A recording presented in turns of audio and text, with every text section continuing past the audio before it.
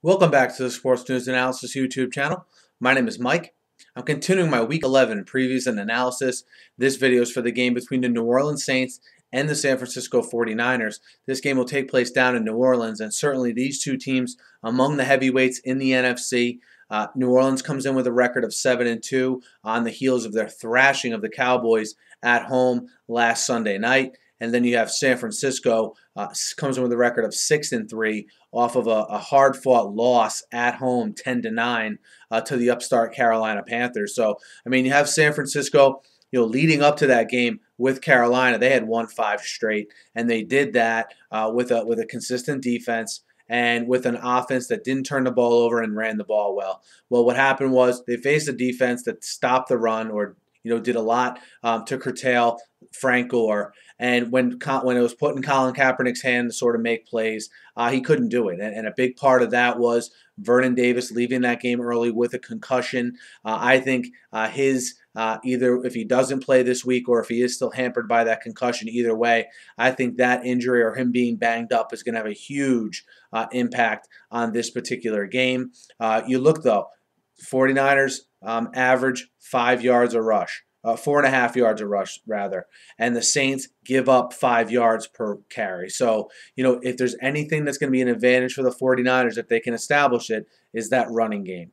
That 4.5 they rush for, the 5 that New Orleans gives up per carry. Look to see how that unfolds in this game.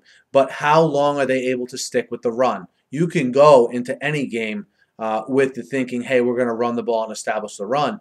But what if New Orleans gets out to one of those 14-0 leads in the first quarter? Well, now you got to throw the ball more. And as far as Drew Brees and the Saints go, they throw the ball for over 300 yards a game. They're second in the league in passing. While you look on the flip side of that, 49ers pass offense, is last in the NFL at only 174 yards a game. So, can the Saints, establish their passing game against, in turn, San Francisco defense that only allows 211 yards passing per game? So a lot of interesting subplots from a unit standpoint to take place in this game. I think it's all going to depend. How long can San Francisco keep this game close? And how effective can Vernon Davis be if he does play coming off of that concussion? That's going to be huge. They just do not have many weapons in the passing game right now.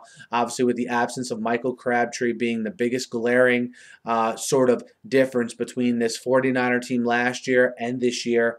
I know they got Mario Manningham back, but to expect him to play a real prominent role this early after he comes back, I think is a little bit premature at this point. So I look for the Saints, and their defense definitely have some problems, and you saw the Jets run the ball basically down their throat. I think that will be San Francisco's plan. But remember, against the Jets, the Saints didn't have their full arsenal of weapons, and they weren't at home. They're going to have everyone healthy on offense. They're going to be at home. I think this is going to be one of those games that, again, the longer San Francisco can keep it closer, the better it will be. But I think, again, huge lack of weapons from San Francisco from an offensive standpoint.